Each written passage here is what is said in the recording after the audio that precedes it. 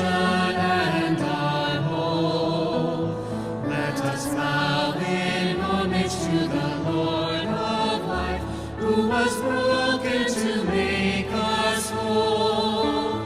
There is no greater love as blessed as this, to lay down one's life for a friend. Let us ever glory in the cross of Christ and the triumph of God's great love.